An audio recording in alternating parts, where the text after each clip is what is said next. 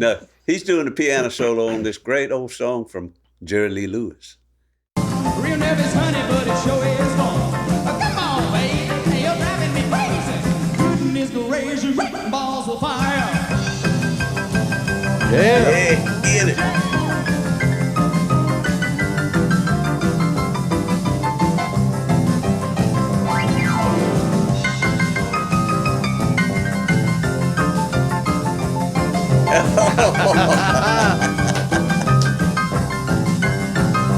Oh, kiss me, baby.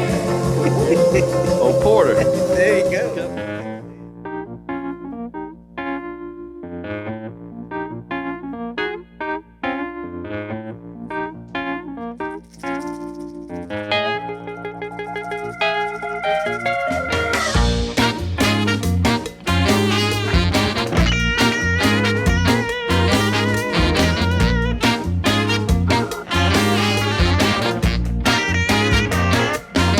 Hey, down in Brunswick, Georgia, that's my favorite little bar.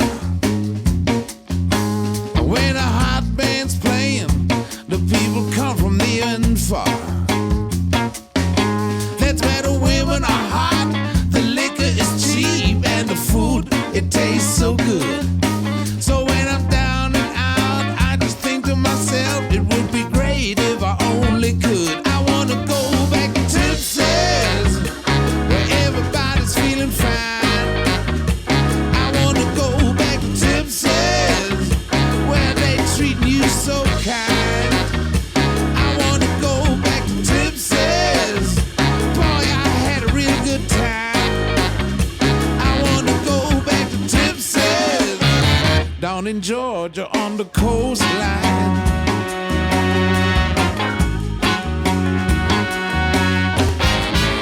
Tipsy McSway's at 1414 Newcastle Street in historic downtown Brunswick, Georgia is your friendly neighborhood bar and grill where you'll find it all. Good food, good music, good times. I want to go back to Tipsy's. Oh, if you wanna get wild, you're feeling alright, and it's time for you to blow a fuse. Come where they jump and shout and really get loud, guaranteed to lose your blues. Yeah, by the time to go home, you won't stay alone, you're gonna find some TLC. And for the rest of your life, you remember the night down in Georgia by the sea. I wanna go back to Texas, where everybody's feeling fine. I wanna go back to Texas, where they treat you so kind. Yeah, I wanna go back to Texas, boy, I had a real good time. I wanna go back to Texas, down in Georgia on the coastline.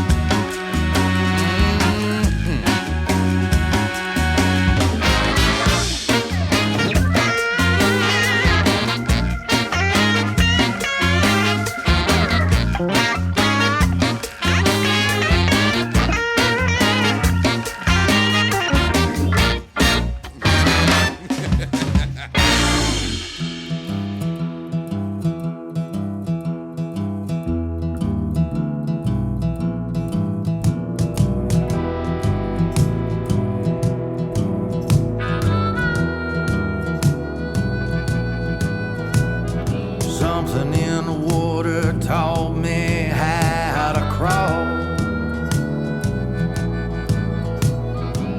Something in the water taught me how to fall. Hey everybody, welcome back to another Something in the Water podcast. I'm your co-host, Uncle Dave Griffin, along with Sean Clark, and we're here with our guest today, Mr. Jerry Gowen, who is a professional musician and music lover as well. Yeah.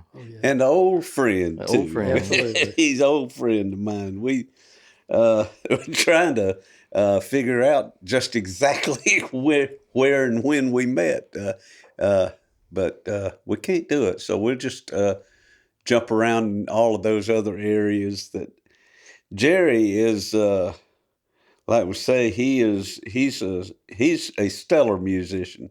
He's right now currently. You're working Thursday, Friday, and Saturday over at Georgia At the Georgia Sea Grill Grill on St. Simon's, St. Simon's. playing dinner music Yeah, background on On the keys. on a Steinway. nice Steinway. acoustic grand. Ooh, Because I'm a dyed-in-the-wool piano player, Yep. and I love playing the acoustic piano. Yeah, That's just wonderful. that's great. And you've made a living out of it your entire life. But I want to show, Justin, throw up that picture of 1959. I think it's the first one where it's little Jerry Gowen. Wow. Yeah, they're the old uprights. I think that came from my grandmother's house. That is great. So Pardon me. you've put some time in on the keys for sure. This would How have old were been you there? Absolutely, yeah. you would have been about 9 years Right, old yeah. in this picture. And Yep. How Little old- did I know. Was that around the time you started? Yeah, I started lessons when I was 8. Okay. I started band at the same time too. I started band. I played trumpet for 20 years. Oh wow. So back in those days, they'd start you when you were in the 3rd grade. They wait now, which I think is bad. Yeah, mistake. Yeah. Kids are sponges. 6th grade before they'll allow you to go into band nowadays. That's great. Looks like you were playing an etude in D minor. Probably. I think that's a book of exercises actually over there on the far right. But no, I was lucky. You know, had a few really good piano teachers when I started, and I wanted to play, and my parents could afford lessons. I was very blessed.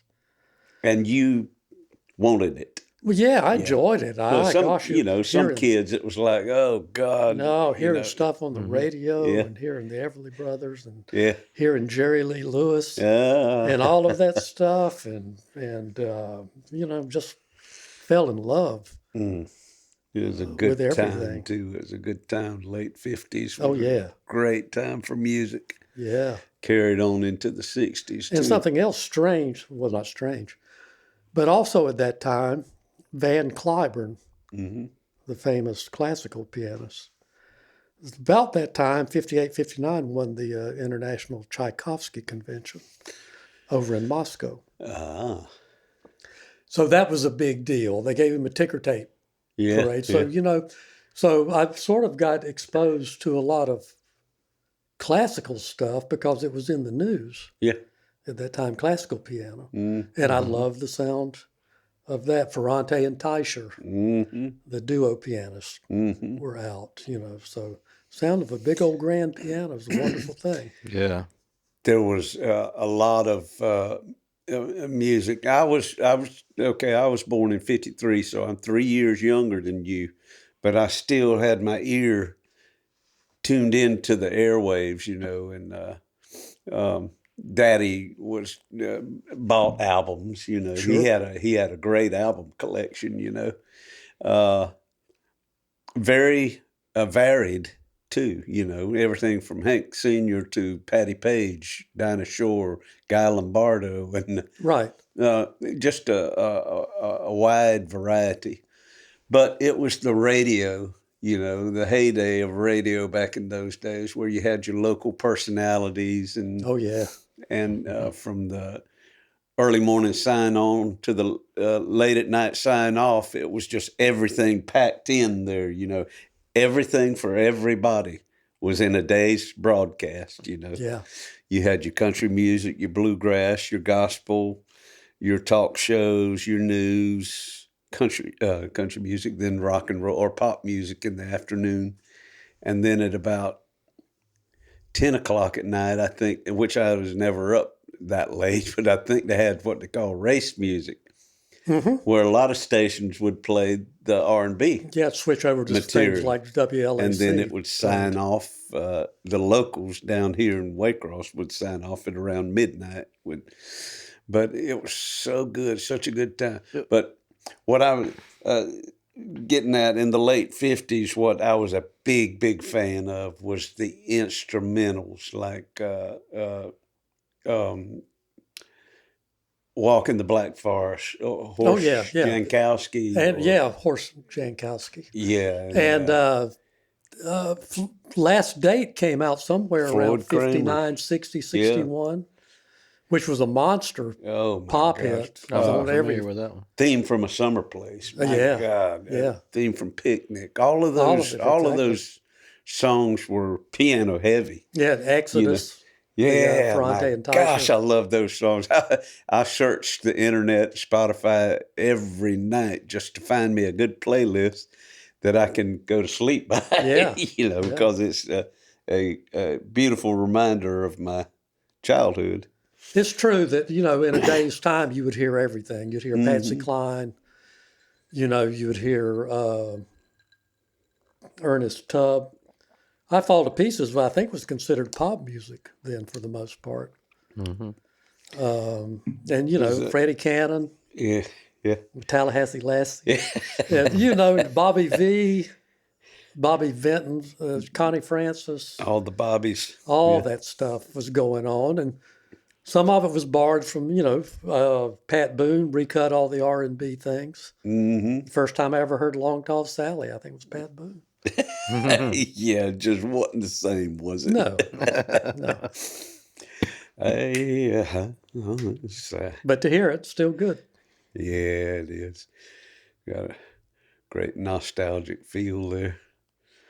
So you kicked off in about 58, learning how to play the piano.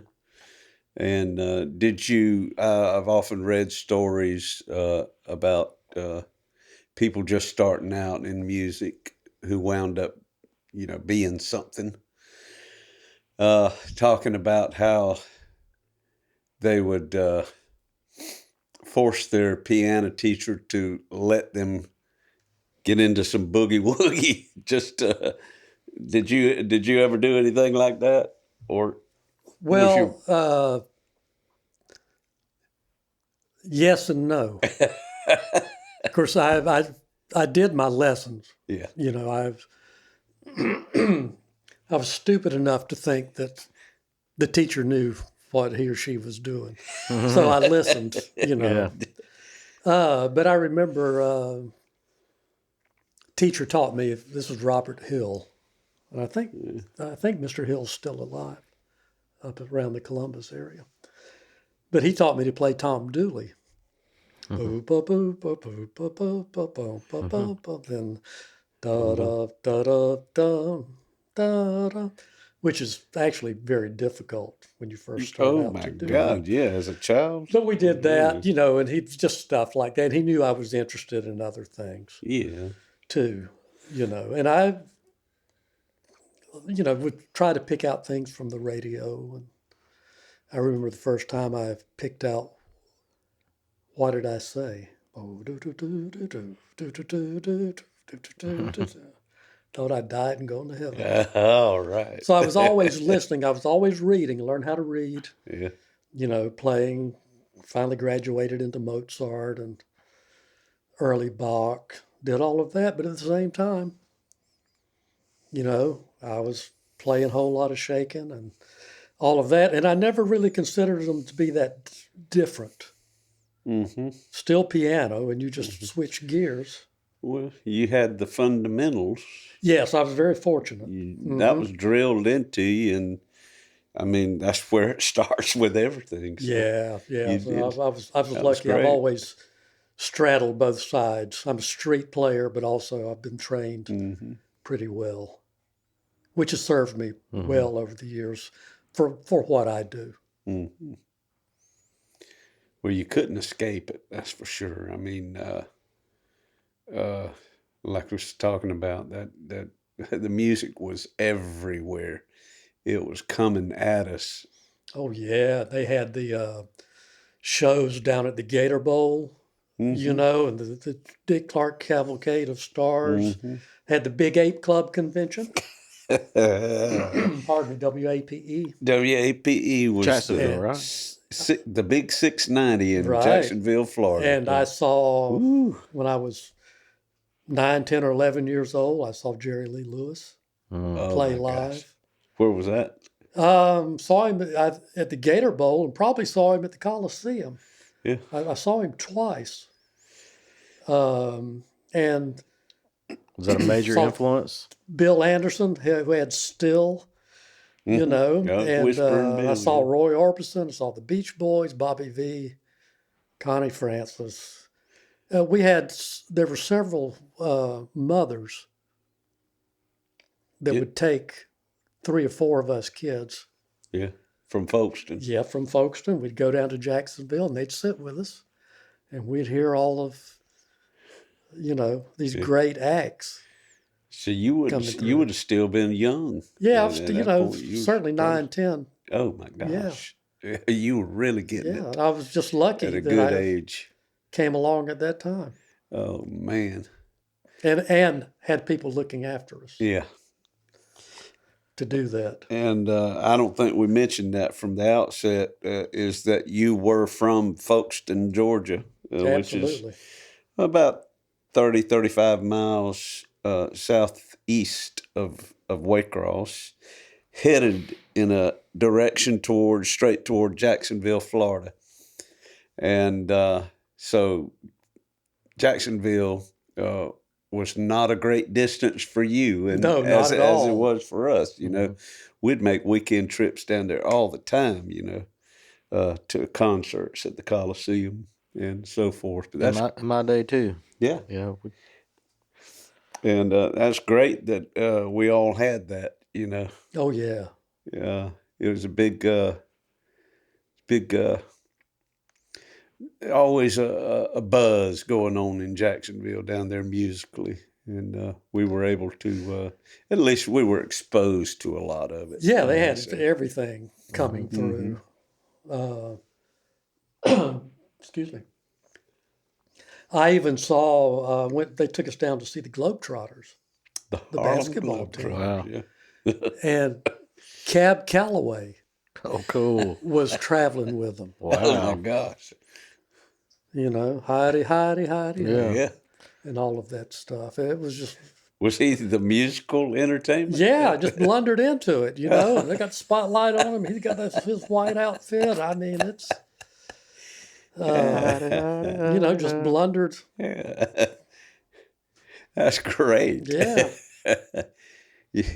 You got to see Cab Calloway and the Harlem Globetrotters at Yeah. the same time. I mean, Yeah.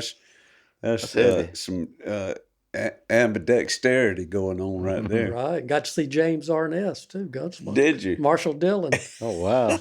took us to a rodeo, and he was part of that. Oh my gosh. Marshall Dillon. I saw Hoss Cartwright when I was very young at a March of Dimes thing in Albany, Georgia. Right. We were, Daddy was stationed over there. We collected dimes and big old tall Tupperware cup with the lid on it. And we carried that thing down there, holding on to it like it was Holy Grail. And then waited in line, and Dan Blocker, Hoss Cartwright, was sitting at a little old spindly table out there on the sidewalk in front of the Albany Theater.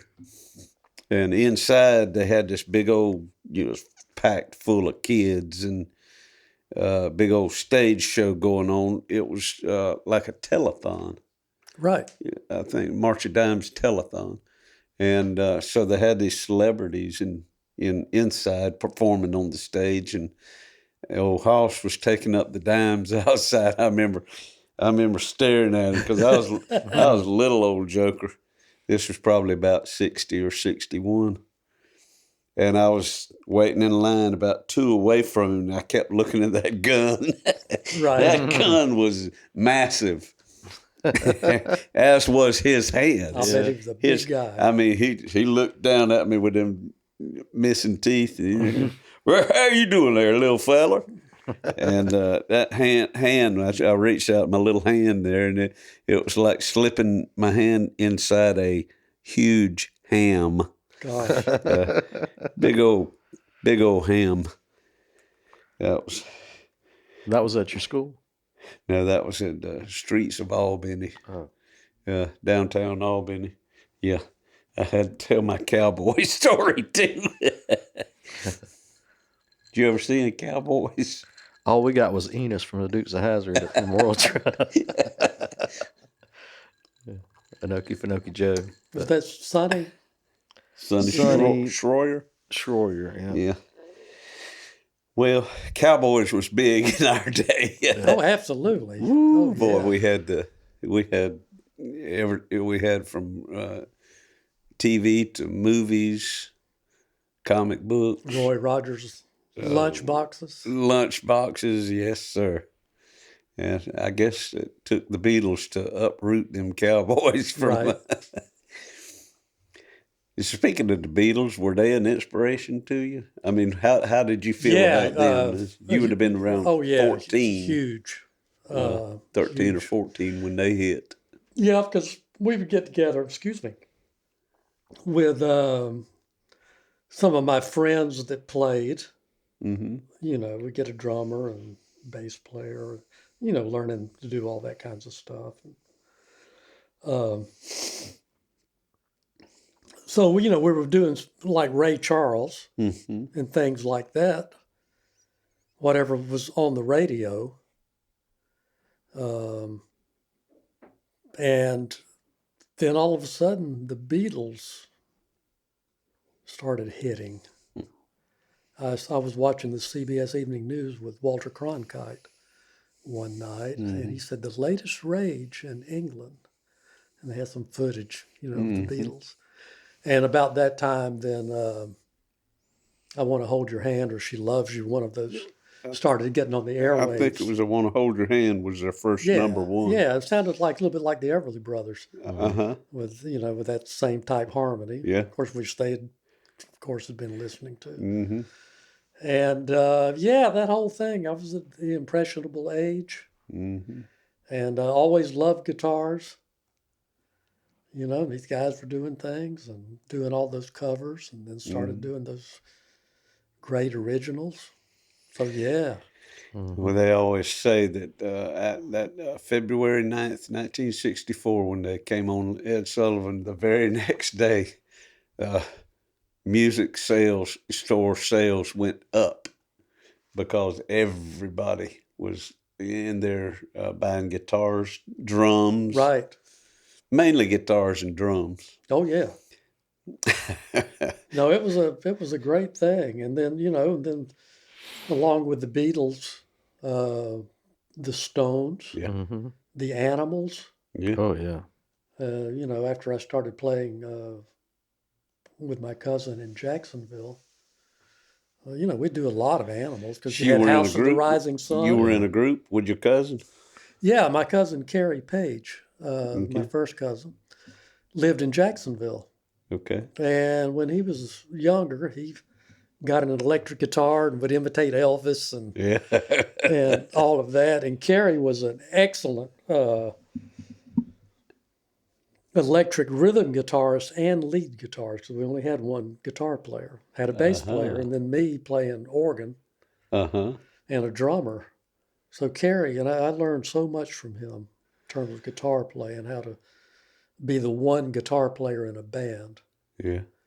So I started going down and playing with those guys. We'd play at the teen centers Yeah. in Jacksonville. The city of Jacksonville actually had Big. clubs. Big scene down there for Yeah, doing all teenagers. of that.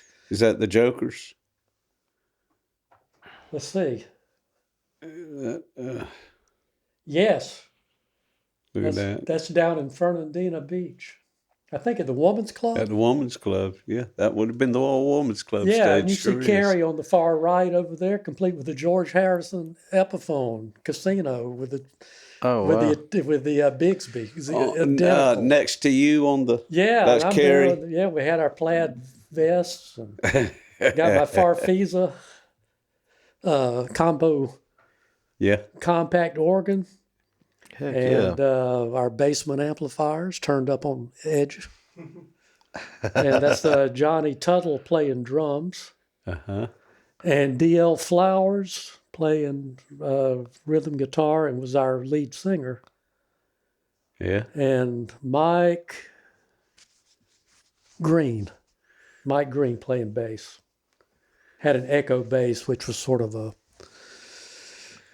So all of those guys were from Jacksonville? Hoffner copy. Uh-huh. Okay. And we ran around on weekends. Probably should not have been left to our own devices, but it was great experience. Oh, yeah. You know, it was just That's a nice looking band. yeah. So we did My Girl and things like that. That's in Nashville. Yeah, I remember reading the caption on this was y'all were at what was the name of that? That was the original Bradley's Barn Bradley's Barn. out That's in right. Mount Juliet. And this was the Jokers. Yeah, actually it was. Sure. Were y'all doing original material? Or was it just like, how did you get to Nashville? Interesting story. The guy that was in that photograph is Doug Williams, the late Doug Williams. Yeah. Doug was a high school teacher in Jacksonville, and my cousin Carrie went to Ribault High School. Rebound, yeah. Doug was an English teacher there. Doug also, his sister was Frances Williams Preston, who later became Head of ASCAP. Or BMI. Yeah. okay. So we did a talent show Wow. there at Ribault, and Doug got Francis to come down and judge the talent contest. So we got to meet her. We didn't win the talent contest, by the way, and we did Tell It Like It Is. I remember. But anyway, we met Francis, and and I was all about Nashville in those days Yeah. too. I already knew I kind of wanted, to head up that way at some point. One of my dreams. Right. So that Christmas, Doug said, "Hey, you guys want to go up and spend a few days in Nashville?" So my family has a house out on the lake, out on Old Hickory. Yeah.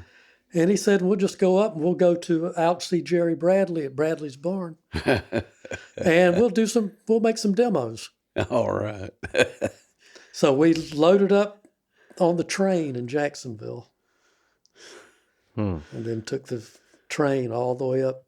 Instruments and all, or? Yeah, I wow. remember putting the organ up overhead. Yeah. About 3 of us. Oh my gosh. Oof. And we went, and Francis's husband, E.J. Preston, owned the Lincoln Mercury dealership. So they met us in a Lincoln and took us out to their house out on Old Hickory. Mm-hmm. We stayed out there, and then we came back into town and went down on Broadway. I remember seeing the Showbud store, Shot Jackson's place. We went to the Ryman. Francis called the Ryman, and Bud Wendell, who at that time was manager of the Ryman, met us at the stage door and let us in. And the stage was set up for the Johnny Cash TV show. Wow. Oh my gosh. Nobody was there, but they had all the cameras out, and he gave us a tour of the Ryman, and took us down to Tree Publishing, and little Jimmy Dickens was there. Yeah.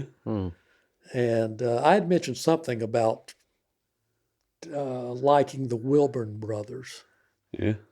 Doyle and Teddy, like their records. So we're down there at Tree, and the Wilburn brothers bus rolls up. Wow. And Doyle gets off and says, "Hey, I understand somebody here wants to see us." So I got to meet Doyle and shoot the breeze with him. And, Man. Yeah, it was great. And That's awesome. took us over to RCA. Francis called and said, well, Chet's not in right now. But Oh, man. Chet Atkins. Yeah. So, but so it might have been Tom Pick. I'm not sure. But one of the engineers showed us around the new RCA Studio A. Yeah. And we also went to Studio B. Yeah. That's And the it was one still where it was still decorated. Elvis recorded, right? Yeah, it was still decorated for Christmas, but they decorated it back. This was around Christmas time. Yeah. But they decorated it back in July when Elvis did his Christmas records. Mm. And they said, well, Elvis is Christmas to RCA. That's right. And we also got to go to the Columbia Studios. They just built the new Columbia Studio adjacent to the Quonset hut. And got a tour of that explained to us that the floor was floating and the walls were floating so as not to pick up vibrations. Wow. All that brand new state of the art. Uh-huh. And they had an ebony Hammond B3 with 2 ebony Leslies. Oh, my. I about passed out. I bet you were. So for a 16-and-a-half-year-old Christmas. kid, and we got to go to the Bobby Lord TV taping out at WSM TV. I can't remember him. Well, he had it was like the other things, from Nashville, like the Porter Wagoner show. And Kitty Wells was on that day. Got to meet Kitty Wells. Neat. And saw the band guys, and got to see the TV taping. And I've just always loved that stuff, TV production. So that was it was a great trip. And we went to Bradley's barn. Jerry Bradley was the engineer. And I don't remember what we recorded out there. I have no idea. The tapes were lost. Oh. But it was a great experience. And it probably set you up perfectly for her. Well, It really got inside you. Yeah, absolutely. And, to be exposed to that, I was very fortunate. Because it would become your life later on. But before we get there, you were still in high school. And this is one that I noticed in your pictures. This guy right here. Theron, is that his name? Yeah. Or Theron? Theron Aldridge. Aldridge. Better known as Zero. Zero is his nickname. What a talented guy. And that's also Jerry Robertson, who's playing the accordion. So which one is Zero? Theron's on Left. the far left, Okay. with the harmonica. And that's me with the Gretsch. Oh, wow. And my y'all were pants the St. leg. George Skeeter Stompers. Right. Yep. And my good friend Ed Barr, who's not in the picture, but he... From Valdosta State. Yeah. He was our band director. In Folkestone, Yes. Charlton County? Yes. And also Dog. Ed subbed for me this last Friday at the Georgia Sea Grill. He did. Wow. Yeah. We've been friends all these years. What a great thing. And Jerry Robertson, there we go. Jerry's on the far right Uh-huh. there. He's been a mainstay of Now, you said Jerry is now in Statesboro. Statesboro, yeah. And has had Jerry Robertson pianos for a long time. He was in business, sold pianos. Has been tuning for ages. And has had just a lot of bands. Jerry's so naturally talented. Yeah. And just a great businessman. And Theron is so wonderfully talented, too. He didn't make a living in music, but just a brilliant harmonica player. Really? Plays good piano. So we hung around in high school, and we'd sing 3-part harmony, and Cool. just enjoyed music so much. And so we had a little act that we would go around. I like this. Billed as the St. George Skeeter Stompers stole the show Friday night with the almost professional I love performance. that. I love that. I told Micah Bond the other night. I looked at her and I said, "We're almost professional." Almost professional. So yeah, what great days, and That's I still great. stay in touch with these guys, and have my whole life. Just what a blessing. So Theron's still kicking. Still Everybody's kicking. still He alive. lives in Statesboro now. He lives in Statesboro too. Yeah. I'm a dog. So just Well, this was a picture, and I'm sure this was probably in the Charlton County Herald. yes. Go to that next picture of the rooftop. This is one. Now, this is one that captured my attention when I was a youngster. This is probably about 68 or 69. Right. And you had already graduated from high school in Right. 68 and came back for the holiday break Yes. in 68. And this was Christmas Right. time, 1968, when a bunch of the high school brass players, mainly trombones, Yeah. Trumpets. Few trumpets. and a French horn over there on the right. That's Hal White way down on the far right. It was just the coolest picture for me in 1968. I would have been a freshman in high school. Yeah. And I'm sure that our local paper, the Waycross Journal Herald, probably picked this up They may have. and ran a copy of it, because this thing has been in my head for all these years. I never forget Which one? you. I'm fourth from the left. Okay. 2, 3, 4. Shirt tail Trumpet, out. yeah. And that's Jerry Robertson standing next to me with a baritone horn Mm-hmm. and sideburns, plaid pants. That was on top of the Rich Cliff Restaurant in Folkestone, right there at the intersection, Right. traffic light. I think the Okefenokee restaurant is there now. And this day, that building is still standing. It's called the Okefenokee Restaurant now. And also, 1, 2, 3, 4 from the right, that's zero. Zero Oh, really? Aldridge. Yep. Hiding behind the music. Yeah. Yeah, and a bunch of other friends that are still with us. Yeah. And some have passed on, but and the band director, Artie Middleton, Uh-huh. who's second from the Second from right. Yeah. Actually, Artie, just as an aside, went on to have a great professional career. As a trombonist, he was principal trombone of the Jacksonville Symphony. Oh, my Went goodness. to Europe, was principal trombone for the Munich Philharmonic, and then was co-principal with the Vienna Philharmonic, and then taught for a while and quit. And he was Charlton County's band director? Yeah, he was there the year after I left. I never You had don't him. recall where he was from, do you, originally? Statesboro. Statesboro. Yes. So I played in a band with Eddie Middleton Right. from 75 through 78, but his folks were from Albany. Yes, I knew Eddie. Did you? Yeah, I did some recording for him over at Valdosta. Great Yeah. man, great entertainer. I learned so much from watching and Yeah, he listening was to him. A good guy. And sadly, passed, yeah. sadly, he passed away.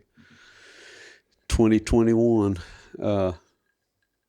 He had a lot of health issues already, but I think it was some pneumonia or something that got a hold of him, and just we miss him. Yeah. There's another picture of Zero. Looked like he's doing what he loved a lot. Yeah, I think that's at Widow's Lake. Yeah. Now, don't ask me where the heck Widow's Lake is. I don't know.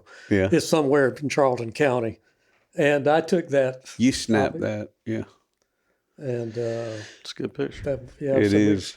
We were great friends. And that was taken after I got out of college, actually. After I escaped. So how this is another of your interests, photography, and this is probably some of, I don't know, when did you start with photography? When I was a kid. Really? I mean, 7, 8 years old. So you've been really professionally attracted to photography for a long, long time. Well, I not it's only been the last 10 years, I'd say I was professional. Oh, okay. But I've Well, always, that's a great looking shot thanks, right there. I've always taken photos, though. Yeah. I love media. Mm-hmm. I love video, stills. Love to go to a movie theater and see 35 millimeter film. Don't give a rip about digital. Yeah. About, but love the movie experience. Oh, yeah. So, yeah, I've just always, had a Brownie Hawkeye or something. Had a Polaroid for a while. Took tons of Polaroid shots and then moved into 35 millimeter. And now I'm into digital. That was actually taken with my iPhone. Wow. Over on... It's impressive, boy. Is that Driftwood Beach? That's absolutely it, yeah. Jekyll Island. And one of those rare mornings that I got up. It was a good one to do it. But I love photography. That's what I liked about television so much, about doing television and being around it. It was a nice blend of playing live, but also being recorded. That's pretty. Yeah, that's beside the road on the Jekyll Island Causeway.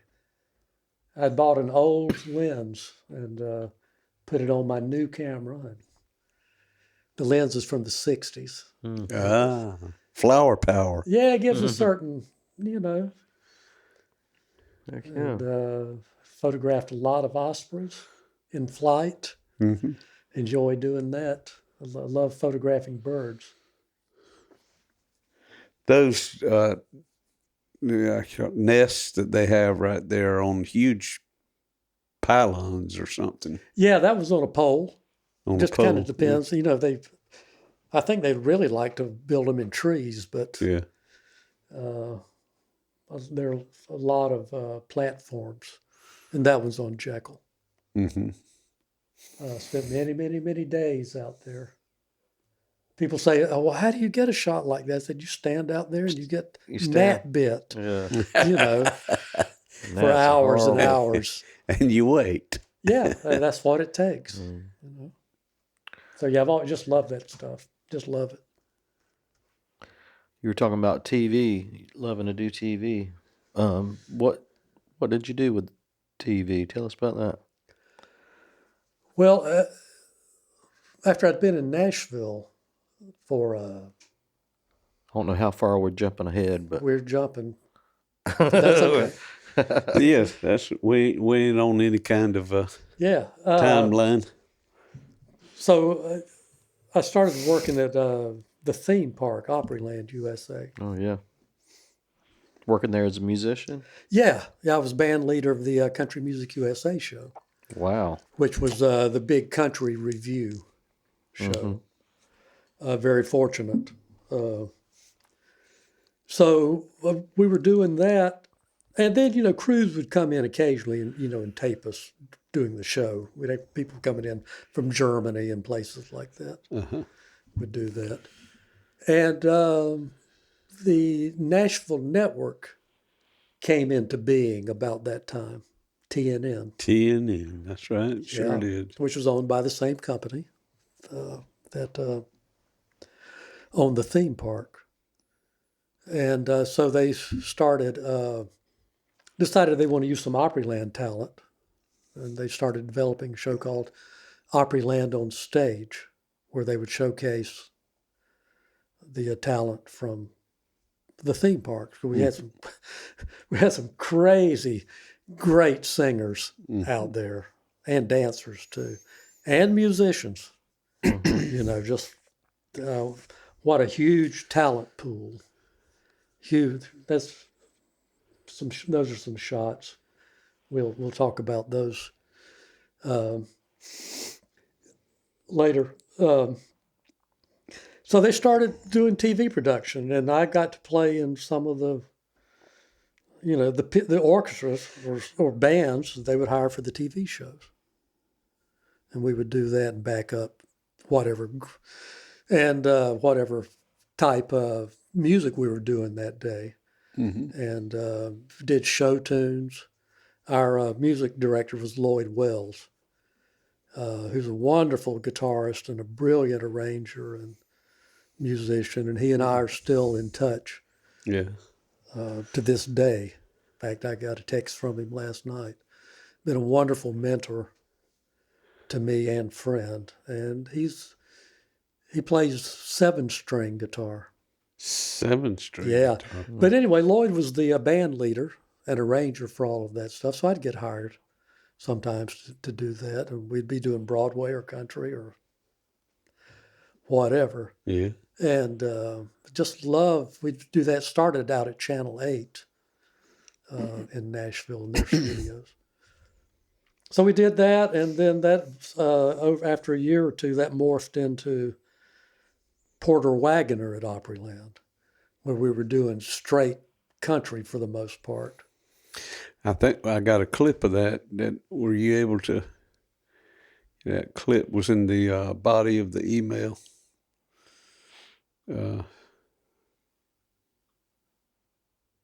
Right there. So you worked on the Porter Wagner show? Yeah, it was Porter Wagoner at Opryland, and it was so great to work with Porter because he seemed like this old country guy from West Plains, Missouri, which he was.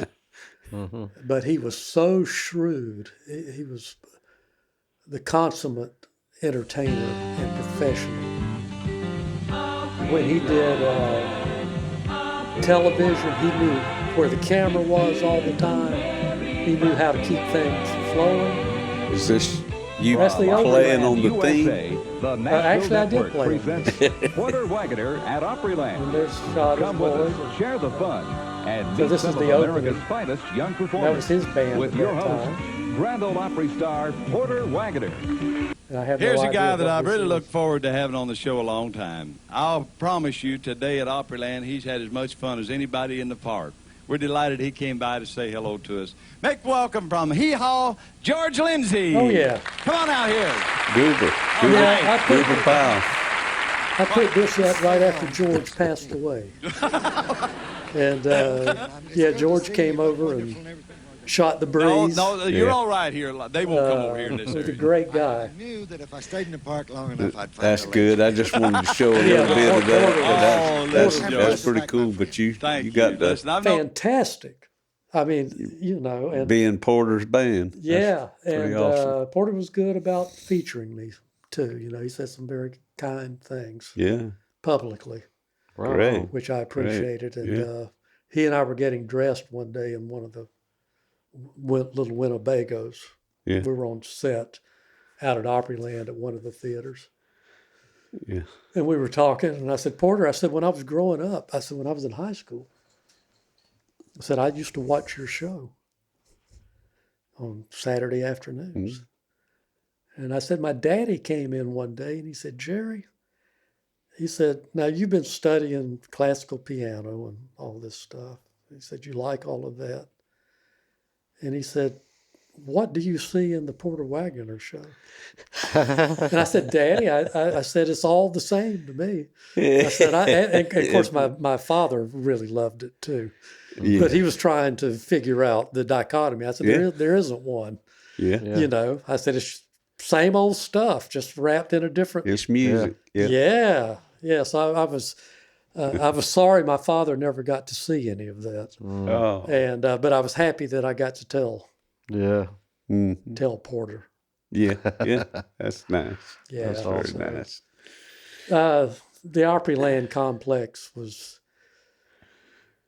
probably the greatest talent pool in the world at that time.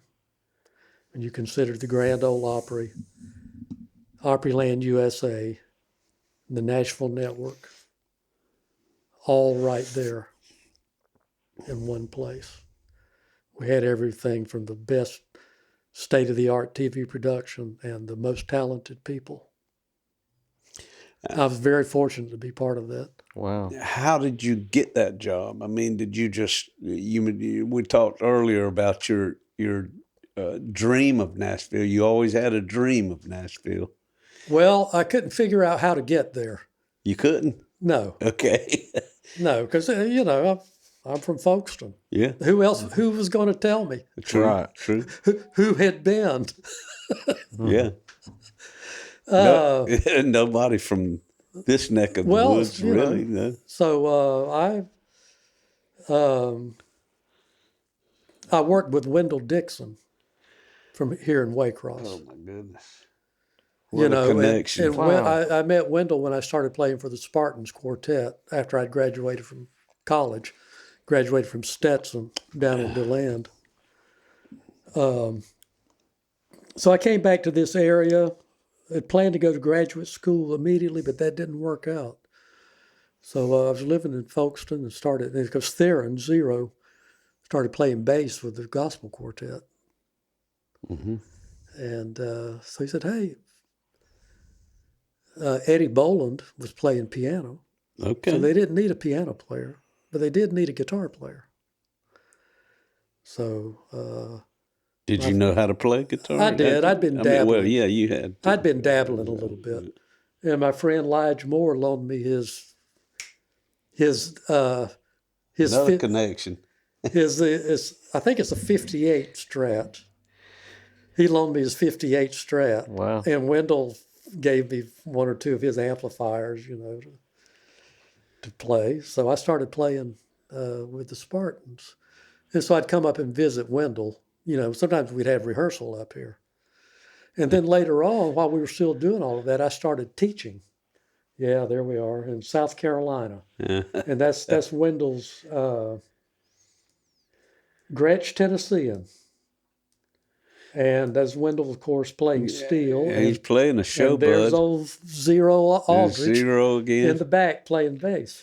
This is so cool. I don't know. I have to stop just for a minute to mention this connection here.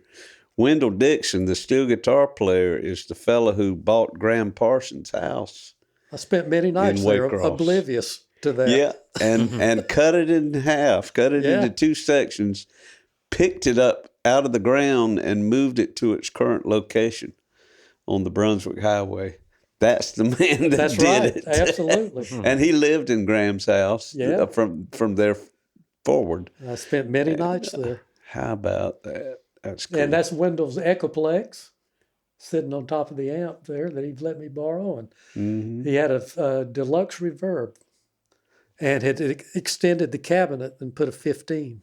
Had an Altec Lansing 15 in it. So Wendell was just so great to me, and I wouldn't be sitting here today were it not for him. He was just so good to me. And I came up and started teaching in one of his rental houses on his property there. And Which was there behind the house. Yeah, it was a little greenhouse. Yeah. And I taught piano there until 1979 or 80. Wow. That may have been where we met. Could have been, because I was in and out of Waycross 2 or 3 days a week. Yeah. I lived between Folkestone and here. Yeah. And you were playing in a few, the Spartans would have been around 73. Yes, 73, 74, 75, and then around Thanksgiving of 75, I started playing with Roger Douglas and the Southern Keys. Yeah. And we were playing at the Century Club in Douglas, Georgia. Okay. We got a picture. Well, there's Roger right there. Yeah, that's at a car dealership down in Jacksonville. Yeah. We played everything. Played rodeos. I played one gig with Roger and William Fales. Yeah, absolutely. And Roger, again, was so good to me, like Wendell. And just with such great training. I got to play second guitar to him and got to play some lead. And, of course, played piano at the Wurlitzer. And, we played all different kinds of stuff. Went through disco and, country music and Robert Palmer. Oh, yeah. And Leonard Skinner and just the whole shooting match. So there's another pic of you at the Century Club in Douglas. Where was that at? So I've got a beard and long hair. And that's it, yeah. Was the Century Club... it was huge. Open to the public, I guess. It was somewhere outside of Douglas. Yeah. And it was just a big metal building. Yeah. And it had 55-gallon barrel drums in there for trash cans. Mm-hmm. and people would take the beer bottles. And Smash them down. sounded like gunshots. Is that a Wurlitzer? Yeah, Yeah. that's a Wurlitzer. And that's Max Sermons Yeah. playing bass. And Who's- David Buchanan's playing. Buchanan on Pretty drums? sure, yeah. How about that? Playing drums. So we played out there for a while in 70, 75, 76. And then played all around South Georgia and North Florida. Yeah. Until 80, until I moved to Nashville. There you are. That's at the Elks Club. At in the Elks Waycross. Club in Waycross. That's the big room, isn't it? That's not the red room, is it? This was actually on a side room there. I don't think it was the main. I think that was the red room then. I Okay. guess they call it the red room. Or And that's my 63 Telecaster. What is the pedal on top? Or That's I don't know if you call it a pedal, but module. Yeah, some Mutron phase shifter. Mutron phase Yeah. shifter. Sure enough, and that's a Roland Space Echo for the PA system over there. And I sold that guitar to my friend Eric Silver in Nashville. the Space Echo, has that got the tape in the top? Yeah, great Yeah. unit. Reverb and Yeah. Echo, fantastic for PA. Were you doing a solo gig there? No, I'm You part of the still band. part That's of a just band? Yeah. Jim. I can't think of Jim's name. The professional photographer in Blackshear came out. We hired him to come out and do a bunch of shots of us. I can't remember Jim's last I name. can't remember either. Started with a W. I was going to say remember that. Stafford or something like that. No. But he came out and took some band shots of us, Yeah. and individual shots. So yeah, So all of this was prior to the move to Nashville. yeah. So So I was trying to figure out how to get to Nashville, and Roger and I would actually go up to Nashville in like 77, 78, yeah. 79. And we'd go up and go to the Nashville Palace. We went to, we knew when TV tapings were. So we went up and I met Emmylou Harris for the first time Wow. at a TV taping of Pop Goes the Country. Yeah. We were in the audience, you know. She was in the audience? No. Oh. Roger and I were in the audience, and she was on the show. Oh, okay. And she brought tracks with her and did Wayfaring Stranger. And I think even Cowgirls Get the Blues Yeah. sometimes. But anyway, I got to talk to her afterwards. And what a thrill Yeah. Wow. that was. And so, you know, we'd go up and Don Williams would be on or somebody. So we'd make those rounds, go out to the Nashville Palace where they had the house band out there. Cliff Parker played lead guitar. Tommy Jackson. I can't think of Tommy's last name, the fiddle player, but he played on Hee Haw. Mm-hmm. And they had a band. And so finally, at some point, I got to sit in with them and play a bunch of country songs. Mm-hmm. And at that point, I realized that I could Hang. hang. Yeah. But until that point, so I What was their reaction to you? they just accepted me like anybody else. Like, okay, he belongs here. I mean, no reaction is a good thing. Like, you know, I played a solo, and Tommy looked over and said, "Play another." So I realized I met Dale Sellers, the great guitarist, session guitarist, one of my favorite electric players. Yeah. He used to, you know, sub out there.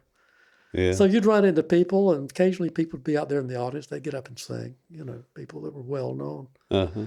So, you know, just getting into all of that stuff. So Roger was good. We'd go up and spend several days, go to the music stores, just do all of that, kind of getting used to it.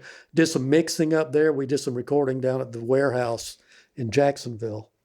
Oh, yeah. And then took the master tape up to, I think, Old Hickory Studios, and had some stuff remixed. And also, quickly, since 74, I think, Jerry Robertson and I went to Nashville. A fellow from Statesboro named Sam Durrance was getting a little bit of traction as a recording artist. And he invited us to come up to the session. And the session was out at Creative Workshop in Berry Hill in Nashville. So Jerry and I show up, and Reggie Young, the great guitarist, playing lead guitar, and Joe Osborne, who had cut all of the Carpenters records, and Up and Away and Bridge Over Troubled Water, that had played bass on all of that stuff. I was fixing to say, he had was a just bass moved to player. Nashville and got to meet him and stare at that bass. Some magic in that Yeah, thing. and Kenny Malone played drums, who unfortunately just passed away. That's right, yeah. And, you know, and Buzz Cason, who I think owned the studio, was singing background. Don Gant, who I think Don was a songwriter too. That name sounds But Buzz so wrote, what, familiar. Everlasting Love, I think. And, you know, just around all those heavy hitters. Ron Oates was the session leader and piano player. Yeah. So got to meet those guys and hang out. And I was sort of washed in the blood Yeah. by that time. Did it feel like an achievement to you? I mean, Yeah, and, you know, Wendell was talking to me. He said, you know, they've got a theme park up there in Nashville now. Wendell's sister lived in Clarksville, Tennessee. She was married to George Fisher, who was the head basketball coach at Austin Peay University. okay. So they knew all about. He said, you ought to go out there and check that out sometimes. So Roger and I did go up, and we went to Opryland once or twice to check everything out. And I got to talk to some of the musicians and all of that. And then Dennis Caney and I, the wonderful drummer and artist who's from Statesboro, who now lives in Nashville. I think it was in 79. I decided that I was ready to move in the summertime of 79. So I put a few things in my station wagon. Dennis and I went up and looked around. And it just didn't feel right to me. So I tucked my tail between my legs and came back to Folkestone. And I was also teaching classical guitar and piano out at Waycross College at that time. So I taught out there one more year, came back, taught piano again, played with Roger.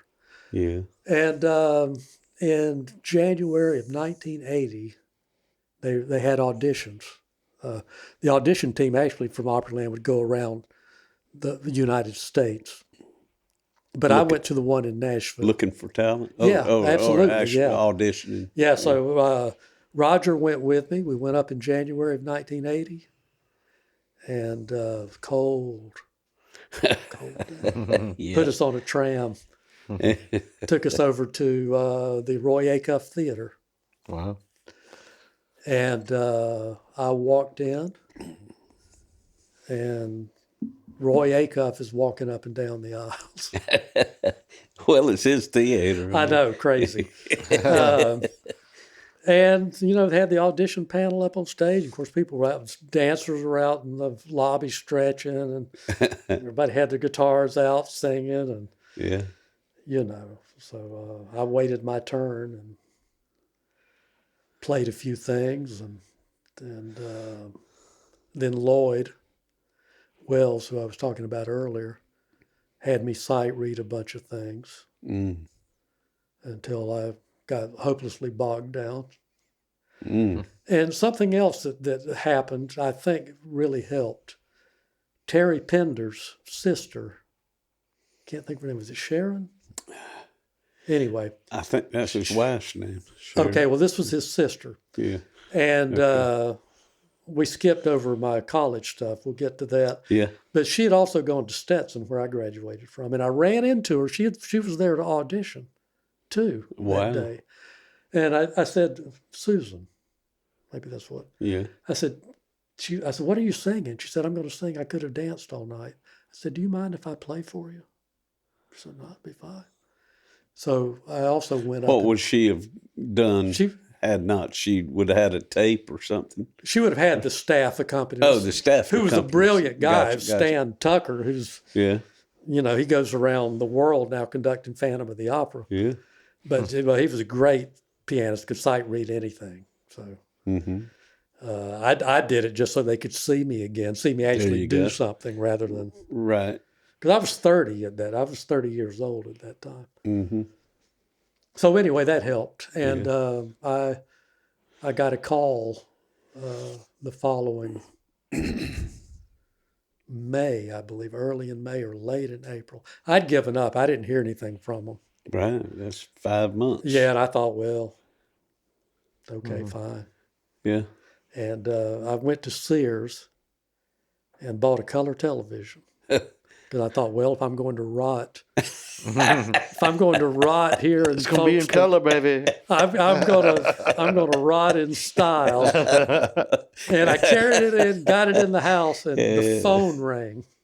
Oh my gosh. And it was my now friend Joe Gerald's on the phone. He said, "Hey, so we'd like you to come up and play the summer cast of Country Music USA. Be our band leader if you're interested." And be the band leader. Yeah, I was very fortunate. Neat. So I did go, and it was the beginning of another wonderful period in my life. Is that what that was about 81? 1980. I started in end of May in 1980. And how long did your tenure in Nashville last? My first tenure lasted 3 months, and then I came back because there was nothing for them, nothing else at the park. Oh, beyond that. Okay. Yeah, so I Lloyd told me, he said, Jerry, he said, I just don't have anything for you. It's kind of like seasonal thing. Exactly is what it was. Oh, yeah. So I came back and slid back into playing with Roger. Oh, okay. Got a few of my piano students back. Yeah. And then they called me again the next summer. And then I was there until the park closed in 97. Wow. That's a good 15 years. That's a good run. Yeah. Lucky. You've met all kind of people and played with all kind of people. That's awesome. Awesome. Yeah. I've ran the gamut. So just a lot of different, and all the people that I've met that I'm still friends with, and people, who are not famous, but just great folks. Mm-hmm. Well, you know what it's like to be in the entertainment community, Yeah. the songwriting community. Oh, yeah. And and after I got out of high school, I went to Stetson University to backtrack. Now, where is that? That's in DeLand, Florida. Stetson is in DeLand. Yeah. I have some family down in DeLand. Which is close to Daytona. Daytona. Okay, that's right. That's Yeah. where all the folks, Right outside. that's where all the kids would go, Yeah. unless you're What's in that? the music school. DeLand. Yeah, in DeLand. So that was,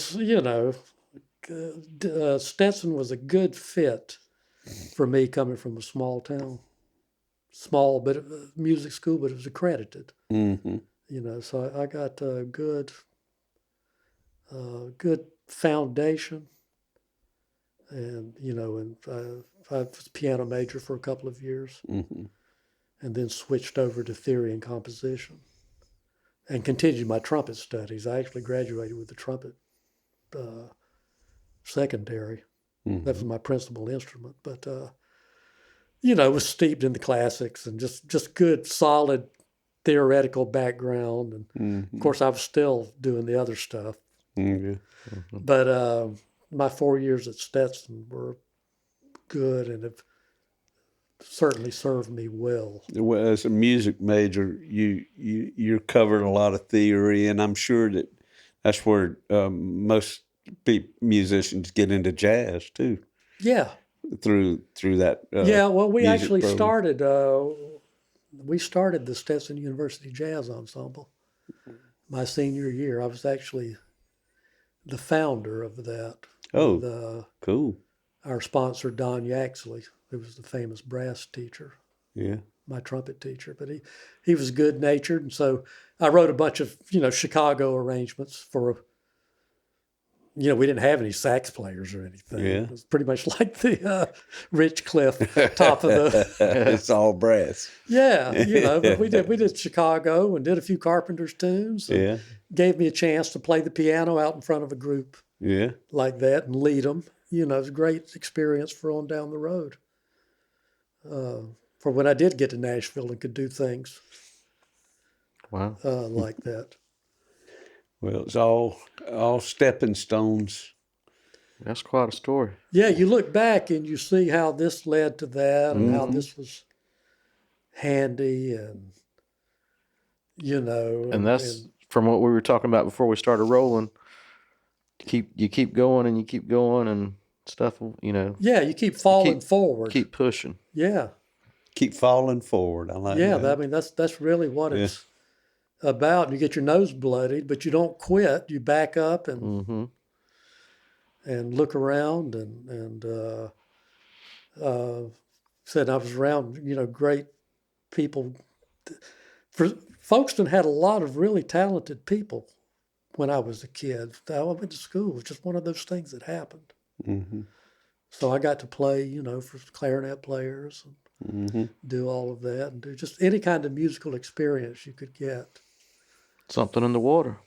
Yeah, exactly. Exactly. I suppose so. And being around all the songwriters, I've just always enjoyed that too, being in that creative. Even though I'm not a songwriter, I can't write a thing. And not a composer either, but I fix other people's stuff. Yeah. You add. Well, that's why I'm a support person. Yeah. This is a couple of little sidetrack things from our conversations already. You mentioned Roger Douglas and the Southern Keys. Wasn't there, what's his name, Darwin Lee? Didn't he have a band called the Southern Keys as well? Darwin was around probably before me. I think it was probably. So that was the same group. I think so. Even and that was where William Fells played in the Southern Keys so, too. Yeah, that's yeah. right. But when we first started playing, that was a group at Opryland that was just up on the screen. And the other thing called Hazen. That was the name of this group? Yeah, and Hazen. I was actually subbing that night for them. Yeah. Are you on the keys? Yeah, that's me back over there. Yeah, and just killer singers out front, just killer. And that's Larry Beard playing guitar, who heads the Beard Music Group, which has a very successful studio music production now in Nashville. But a wonderful guitarist and just first-rate singers out front. I still know all those people. I still stay in touch with them. That's cool. That's awesome. And that was at like a corporate gig. And now this was in Europe. Country Music USA took a tour of Europe, and this was our European touring band. And these guys probably from all over different places, right? I'm on the far right, and that's Tim Watson next to me, who's now called the Fiddle Man, the great fiddler. He's a great guy, made a great living all these years. His next door neighbor's Kid Rock. Oh, wow. and the guy in the very back is the late Wayne White, fantastic drummer. Yeah. Very musical. And then next to him is Tom Boffman, the great steel player, who played for Tracy Lawrence for a long time. Yeah. And then Mark Barnett on the end, who's still very active as a banjo and classical guitarist. And that's Chuck Stout, the late Chuck Stout, down on his hands and knees, who was a wonderful bass player. He could play slap bass Yeah. Like Larry Graham's good Yeah. as anybody ever lived. Wow. You know, so we were the pit band, and took about a month tour of Europe. Great experience. Yeah. I was fortunate. Country music is big overseas. Yeah, we were Europe. over there really for playing for tourists, you know, Yeah. and for travel Okay. agencies. Yeah, Okay. that sort of thing. Traveled with a bunch of had Hawaiians, you know, with us. Hula had some wonderful Native Americans from Oklahoma. Yeah. You know, and different. Musicians or dancers? They were dancers. Did the traditional. That's at the American Embassy in Paris, France. Wow. We did a show there. And we got all dressed up so we could meet the ambassador and his wife. Yeah. The ambassador was from Nashville. So he had us out. Cool. And there we're on the set of Country Music USA. Another edition of our band. Mm-hmm. Just wonderful players, you know. Obviously, they were all dropped in my lap, you know. The banjo player's got a sense of humor. He's got tennis shoes on. Oh yeah, that's a great Gary Adams. Gosh, Yeah. Gary's so good. He Everybody teaches. else pointed toe cowboy boots. Oh yeah, yeah, and that's Pappy Gene Merritt's on the far right. Gene Merritt. Pappy Merritt's, who's Gene's 94 now, I think. Oh man! But he's had a great career since Opryland, playing down on Lower Broadway, playing with John England and the Western Swingers. Yeah. Pappy's just recently retired from that. And this just great players. Mm-hmm. Everybody keeps me on my toes. I learned so much Mm-hmm. from all of them. Well, there she is. Yeah, that's out in Oklahoma. We went out to, I think it's Guthrie, Oklahoma. And Minnie Pearl, this was the TV show. And Gary Morris was on with us. Mm-hmm. And Conway Twitty. And Minnie was so nice, such a wonderful woman. What'd you call her? Minnie? Oh, Minnie. Minnie. Okay. Yeah. Of course, her name's Sarah Cannon. Right. Yeah. And she's a very proper Belle Meade woman, very, very well educated, Mm-hmm. and a great entertainer. I got to do a lot of live shows with her. Even got to play. She would sing occasionally, and I'd get to play for her. She'd do, "Have I told you lately that I love you?" Wow. Da da da da dee, da da da da. That was just, just do it at the drop of a hat. Neat. So yeah, got to. Did she bring any humor to that as well, or she just sang? No, sometimes at the end of her show, she would sing that part of it to the Oh, wow. audience, just to, she was just so great. And when she'd do conventions, if it wasn't televised, her stuff would get sort of tilted towards the blues side. Oh, really? Just a Neat. little hint of innuendo. Yeah. Yeah. And she would just kill. She would kill them. The consummate cool. professional. Yeah. She was so good with the kids. She's a star. Absolutely, of the highest order. Mm-hmm. Yeah. And there's a whole cast photo of some year, I don't know. But wonderful folks, Stephen Curtis Chapman came through there. Now I've heard of him, Stephen Curtis Chapman. Yeah, contemporary Christian. Contemporary So, yeah. Christian music. Oh, yeah. Yeah. And Marty Rowe, the lead singer of Diamond Rio, Yeah. came through. Jimmy Olander, the pull string guitarist of Diamond Rio, came through. Yeah. He was in my first band. Yeah. And there's Shelley Wright, who has had a great career. Dean Sams, the leader of Lone Star. And all these other people who are doing... Passed through, huh? Pardon? they all pass through this? Yeah, absolutely. Yeah, work with all of them. You know, there's Kid Mellons down front, the jukebox junkie, and all those folks came through. Got great training there. Now these are dancers and singers. Yeah, singers most everybody. Musicians. They're bona fide singers, and some of them dance very well. Then we had about 2 dedicated dancers. But yeah, you had to be on your toes to get a gig there. Mm-hmm. They're very rigorous audition process, and I got to sit in on hundreds of auditions, and was on the panel a few times. Wow. So you can tell in about 30 seconds whether or not they're what you're looking for. Right. They either got it or they don't, right? Yeah, it's, know, and sometimes people are wonderfully talented. They just weren't what they needed. Yeah. What we needed at the time.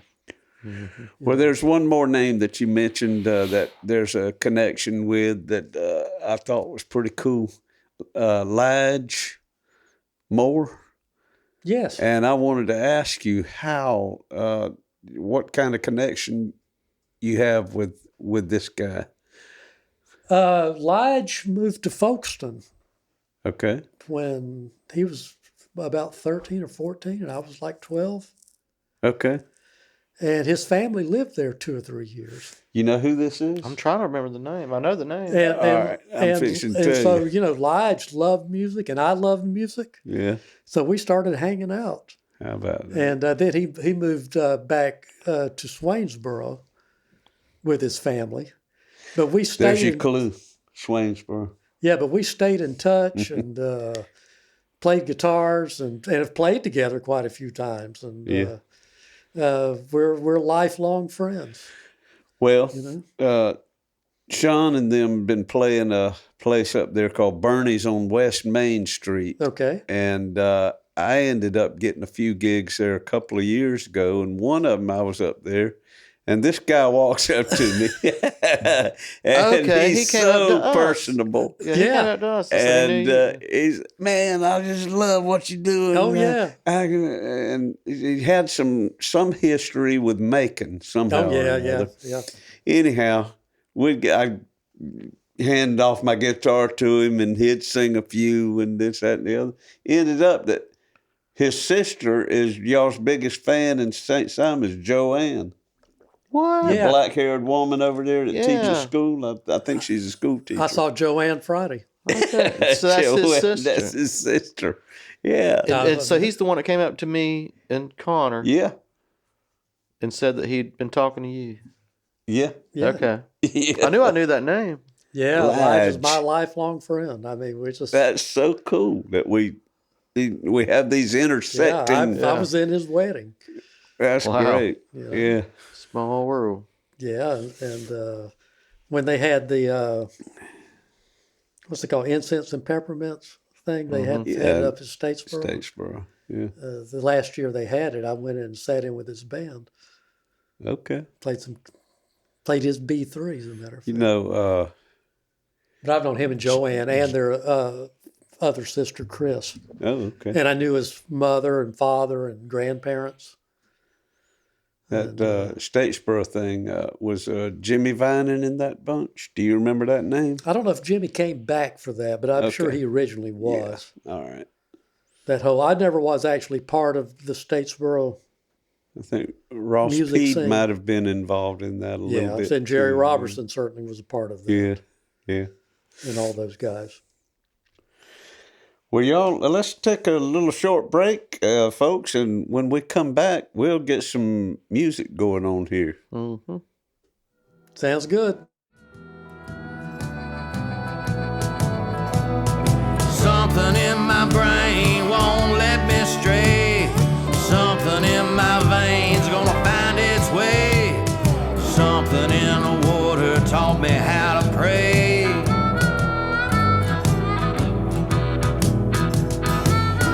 When that cold black water finds its way into your veins,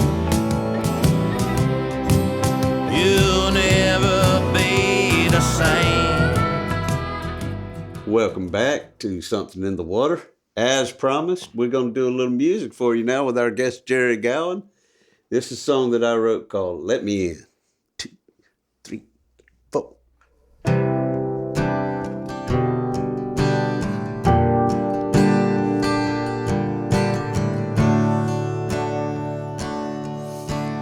Just about the time you change your mind, both tossing flowers, shooting arrows in the wind. Just to make you smile might take a while.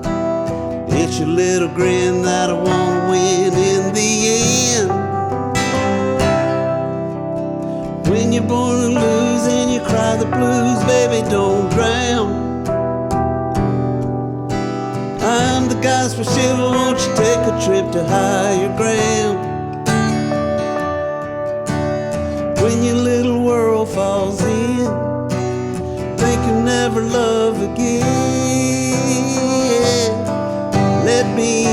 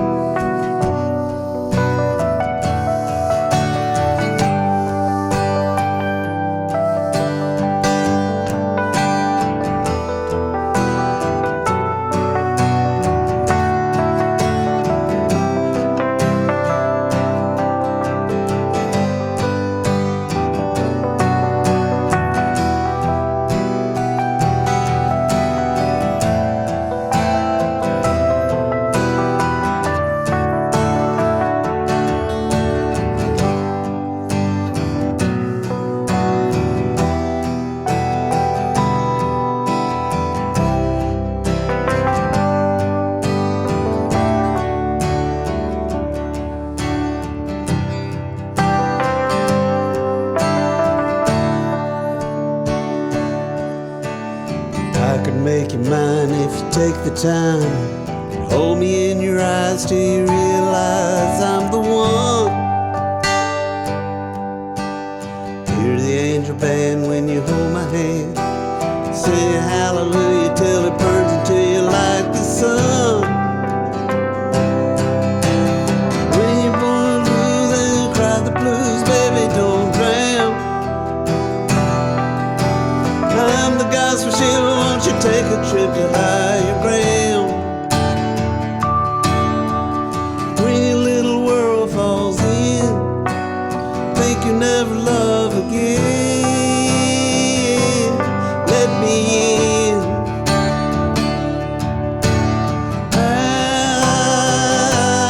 Let me in.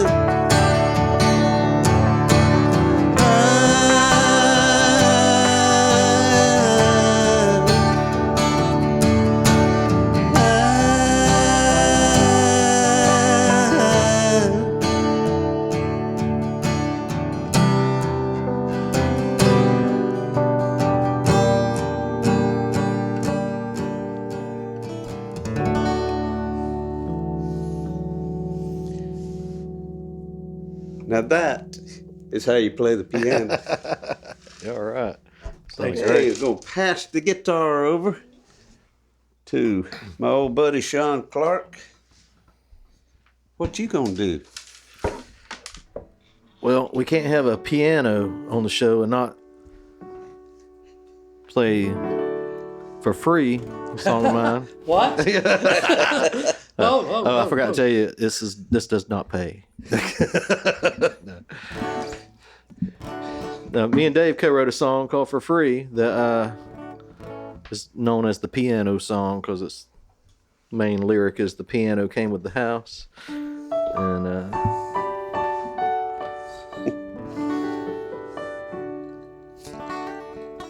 in the key of D. A fan favorite of Pine Box Dwellers. About 4 or 5 people love this Fans song. everywhere.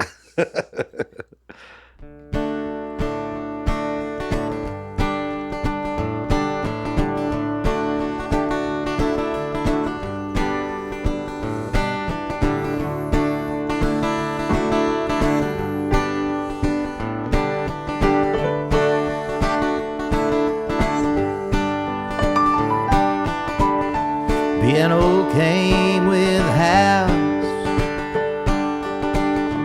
It was too big to haul it out. It's got some dust, it's out of key. Needs a little TLC. Think of all the songs we could sing for free.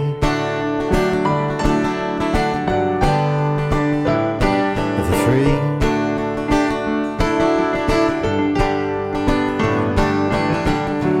There's a record player on the porch, and all of my records are still up north. We'll just get that old piano tune. The house will be full of music soon. Think of all the good times it will bring for free.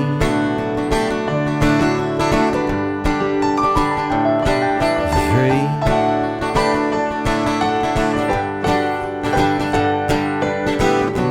All the keys are cracked and yellow. They're still full of memories. Raise the rafters, pack the cellar. Think of all the songs we could sing for free. Take it, Jared.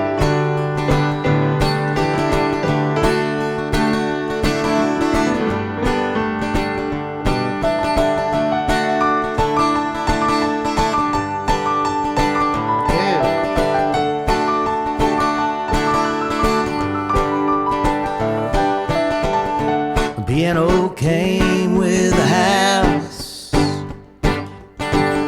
It was too big to haul it out. It's got some dust, it's out of key. Needs a little TLC. Think of all the good times it would bring. Think of all the songs we could sing for free. For free.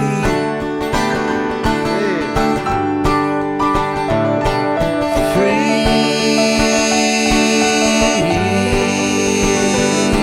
For free.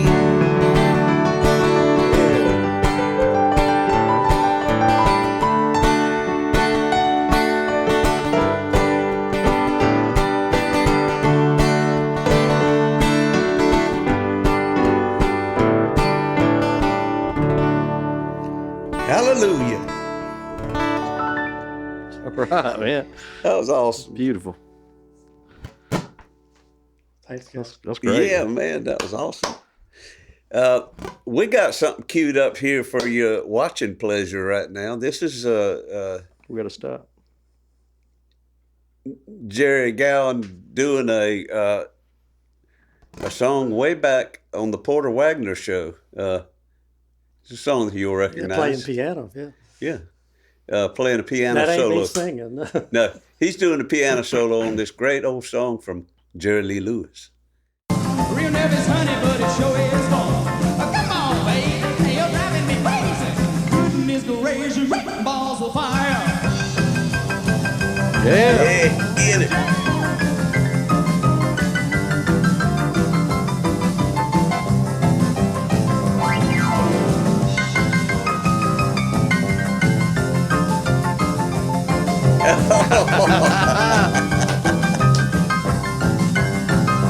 Oh, kiss me, baby. Oh, Porter. There you go. There you go. Yeah. Give me some fist. Yeah. That was recognition. Man, that was awesome. Did Porter have a nickname? Not that I know of. Yeah. Porter was good enough. Yeah, that was it. You can't get any better than that. What a guy. Boy, he's Talking about somebody that lived life now. You got the recognition from the I did. Porter Wagoner. I did. He came there and scared me to death. he breathed on your shoulder. That's right. I've never been the same. And by the way, I enjoyed the 2 songs I got to do with you guys. Oh man, well we appreciate It's always you. good to work with good songwriters and good people. So the honor is mine. Thank you. Well, the honor is ours. I can assure you. Yeah, that was amazing. This has been a great program, but it ain't over yet, folks. We still want to. I want to talk about this fellow right here. This is another one that has a very strong Graham Parsons connection. Everybody that watches this podcast knows that we're real. We're real strong on Graham Parsons down here because he was from Waycross. And there he is, Albert Lee, the celebrated British hot-picking guitar player that was in Emmy Lou Harris's hot band at one time. He was her guitar player. And set this up for us. Where was this at? That was at a little seminar that Albert played at. And of course, Albert took James Burton's place in Emmy Lou's hot band also. And I met Albert several times over the years in Nashville. My good friend Richard Smith, who played with Louise Mandrell, knew Albert. And also Earl Erb, who was in the previous shot of me doing Great Balls of Fire. Yeah.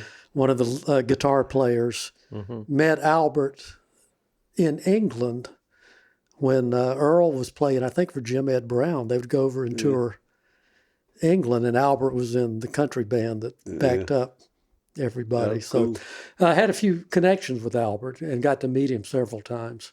And a sweet guy and a brilliant player. I went over to the Ralph Emery show, Nashville Now, one afternoon because I knew Albert was going to be there.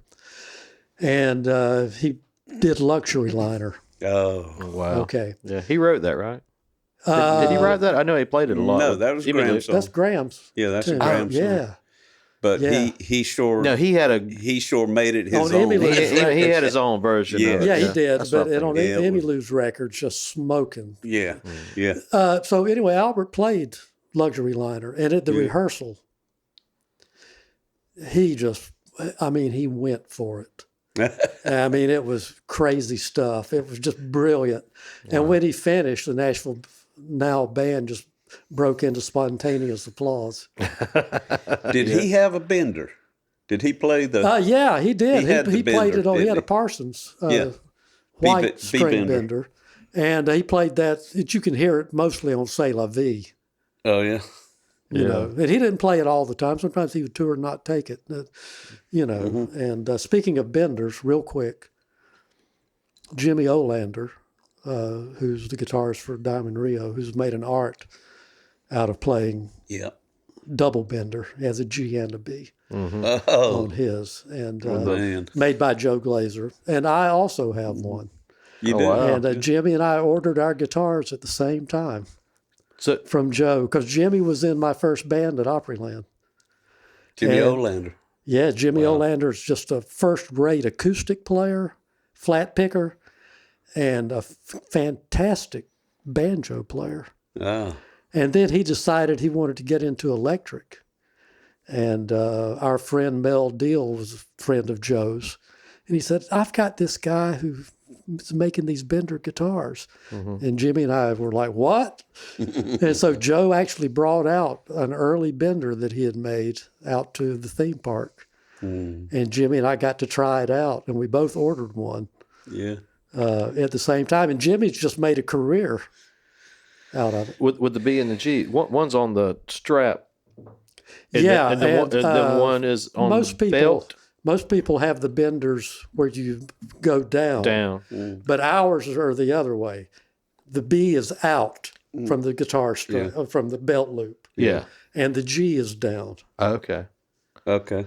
And but anyway, just an I aside. wonder if Tony Cason has Oh, yeah. one of those doubles, GB. I think he has one, and I know he showed me BB. I think the one he got from showed me Jeff one Hanna time. maybe just has a B on it. Yeah. But I think he originally had a double. Yeah, that one burned down in the house. Yeah. Yeah. Yeah, And I saw he was- Tony not long ago, and I played Jeff's Yeah. guitar. And it was great. So anyway, that's just an aside.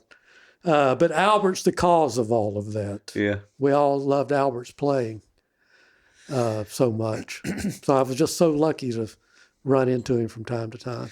Well, from one lead to another, there was a little girl who was captured all the hearts of all of us little boys in the 1950s by the name of Brenda Lee. Yeah, doing Country Music USA, our review show, we would do a lot of industrial shows. In other words, the Opryland Hotel would buy us to go over and play for conventions. Yeah. And they would also buy people like Lee Greenwood and Brenda Lee and Ricky Skaggs and people to come over and actually be sort of part of our show or open it. And so I got to work with Brenda. I actually got to conduct for her some and do some arrangements and work with her, which was a thrill since she's in both the Country Music Hall of Fame and the Rock and Roll Hall of Fame. But such a sweet woman, too, very unassuming and so easy to work with. Wow. But that was certainly a highlight of my time in Nashville. I'm very grateful. So you for had, that.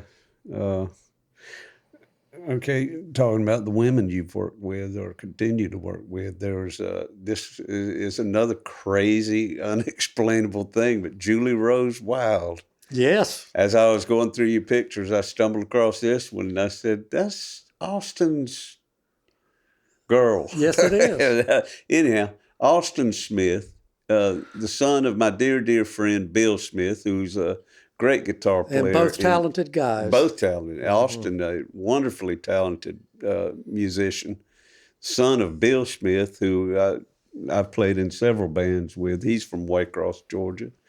A great guitar player. He's making his home in Savannah right now, and that's where at a gig in Savannah, I happened to meet this young lady right here, and so come find out that you know her too. Yeah, Jerry Robertson, The guy our from Statesboro guy, Folkestone, lifelong friend, Statesboro. called me one day. He said, Jerry, he said, there's this woman over in Savannah. He said, I went to college with her. Said she's very talented. She wants to come up to Nashville and finish some songs and so forth. So she eventually did come up. In fact, Jerry may have come up with her on the first trip. So anyway, I think the first session or two she did, I don't think I played on, but I did some of the vocal editing and mastering and so forth on some songs she did. She's a wonderful songwriter. And a wonderful singer. She sings, she's a great singer of like gypsy songs and, sort of like a chanteuse type. But over the years, I know as early as probably 2002, or if not earlier, she would come to Nashville regularly and record at Studio 19 or Sound Control, some of those places. And so we've become fast friends and have worked together and stay in touch. And of course, I got to meet Austin through her, and I've known Bill for ages. So, but she's a wonderful, wonderful talent. Great vocal teacher too. I mean, she's loaded. I never knew that about her. I never knew that she was a songwriter. Yeah, I was thinking she was more of a vocal coach. No, she's a wonderful songwriter. And that's great. Also, I got to work in Nashville. She came to Nashville very young with Shelley Wright, and who's a wonderful songwriter. Yeah.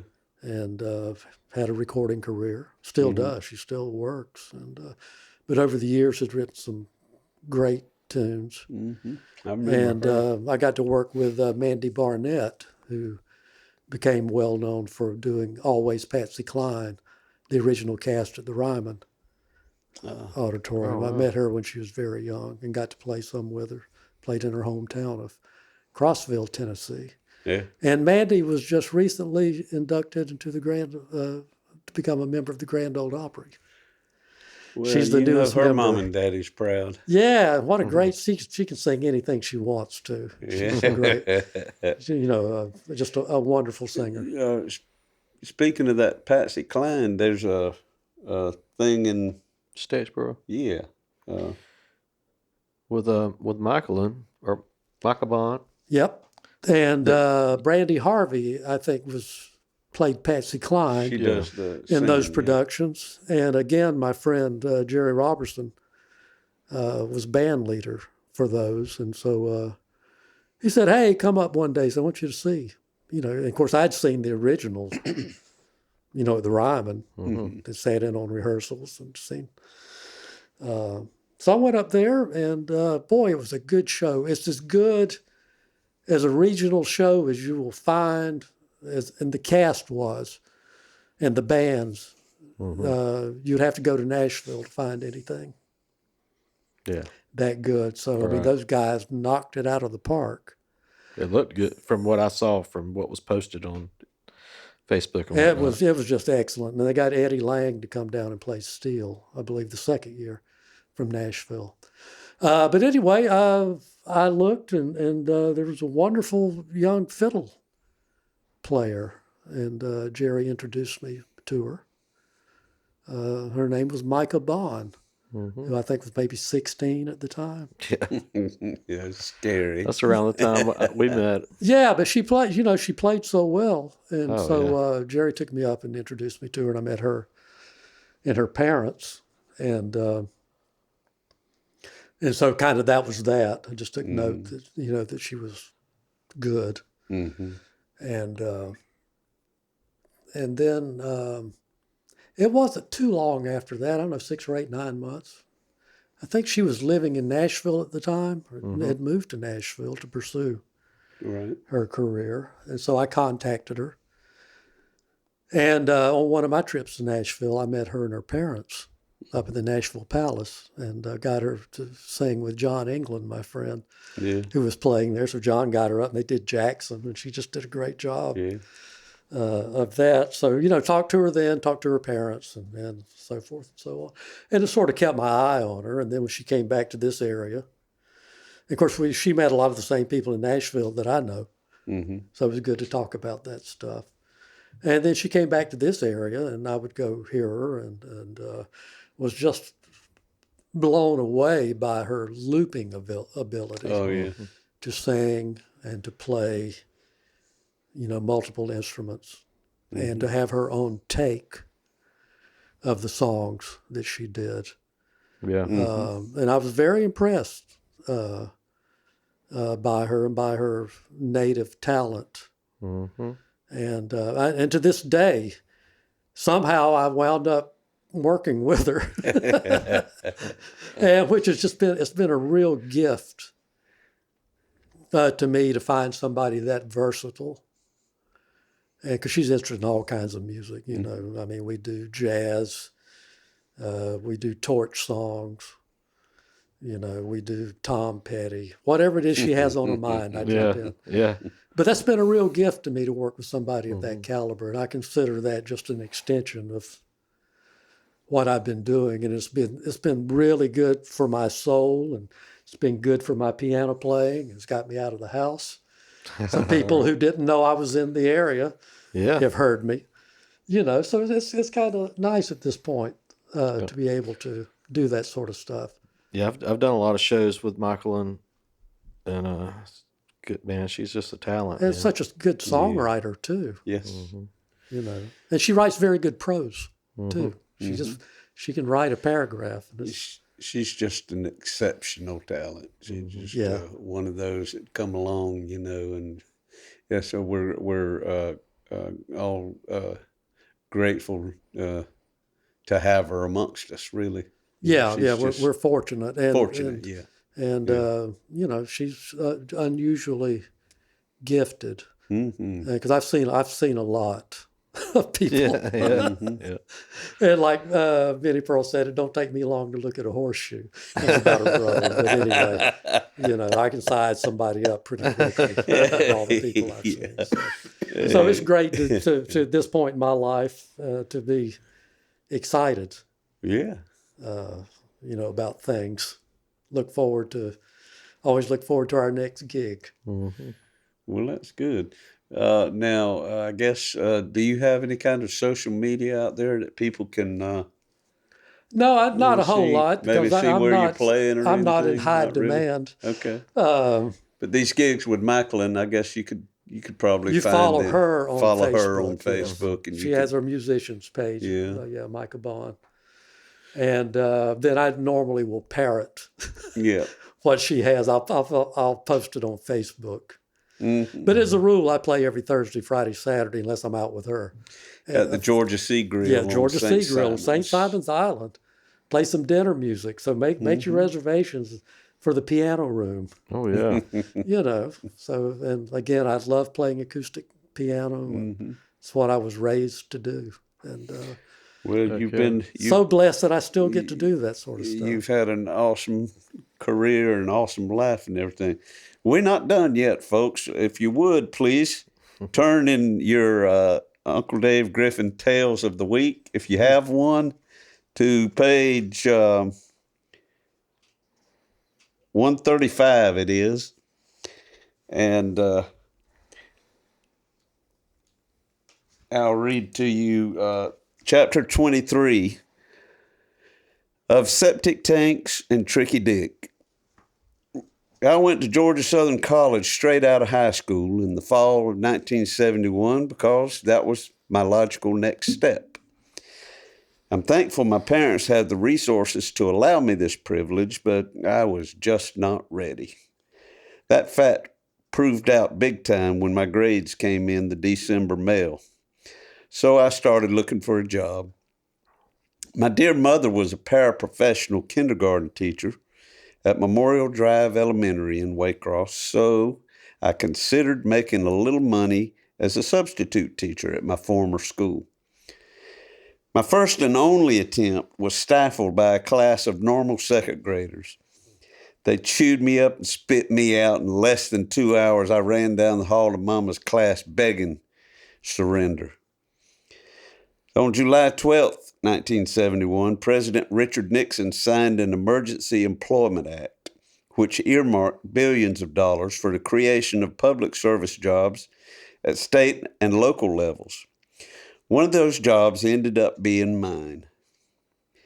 It was as an environmental technician at the Ware County Health Department, same place my daddy worked with a couple of other gentlemen. Now, I don't think either Daddy or I relished the idea, but we found solace in that I would spend Monday through Thursday working out of neighboring counties' health offices. Friday was the only day we shared office space. Now, Daddy is a wonderful man, and I love him dearly, but in 1972, he was 44 and I was 18. We had social and ideological differences. Still, we made the best of it. Monday and Tuesday would find me on the road to Folkestone, Georgia, where I worked out of the Charlton County Health Department along with a large county nurse who was your aunt, I believe. Yes, Aunt Merlene Todd. Merlene Todd. Yes, wonderful woman. Yes, she was. What a character. Yep. And a frail elderly receptionist. I can't remember her name. Oh, Dean. Yeah. Dean. Dean was her first name. So, yeah. Yes, it was, Dean. Wednesday and Thursday, I did the same over at Brantley County Health Department in Nahunta. Every morning, I'd point the family Pontiac down US 1 South and dial in the Big Ape, the mighty 690 out of Jacksonville. Music was my life, even if I was doing something else. Conquistador, a song by Procol Harum. Oh, yeah. Small Beginnings by Flash, an English progressive rock group formed by Yes's former guitarist Peter Banks. Hold Your Head Up by Argent, named after the original keyboard player of the Zombies, Rod Argent. And Jackson Browne's classic debut, Dr. My Eyes. These were just a few of the songs that filled my head with dreams of playing in a band as I sped past the wiregrass and palmettos bordering the Okefenokee Swamp. My boss on the first 4 days of the week was a flashy, gum-popping, slick-dressing, middle-aged hipster by the name of Vac Hammond. Good Lord. Did you know Vac? Yes. Haven't heard that name since then. In there. Vaxter, I think, was his real name, but they call him Vac Hammond. He drove a Ford Maverick dressed in flare-leg double knits and combed his wiry redneck hair over his ears for the ladies. Vac showed me the ropes, and before long, I was inspecting restaurants and lunchrooms, approving septic tank permits, and taking water samples like a pro. I took my job seriously, but it wasn't easy being seen as a young, long-haired government boy coming into a rural establishment with a clipboard in hand. Right. One such case was a restaurant owner in Nahunta who was negligent in meeting the state health standards. Month after month, I was required to inspect his place, from the kitchen to the tables to the grease trap out back. And month after month, I found roaches in the flour, poorly washed utensils, and grease on the counters. He was graded accordingly and eventually was forced to close the doors till he got it together. Looking back, I'm probably lucky to have made it through with no broke limbs. But back in those days, I was young, impetuous, and unafraid of anything that could possibly go wrong. I could talk shit and deal it right back. After all, I was an environmental technician, and I knew a lot about septic tanks and shit. I never knew you had that job. That was just one of many. That was just 1 week. that was one of many. Wow. Well, folks, we appreciate y'all being with us once again on Something in the Water. And we want to thank our wonderful friend and guest, Jerry Gowen. Well, gentlemen and guys and friends, I appreciate you having me. Come back anytime. Thank you. Absolutely. Sure you got many more tales I'll to be tell. happy to. Yes, sir. We'll see you next time.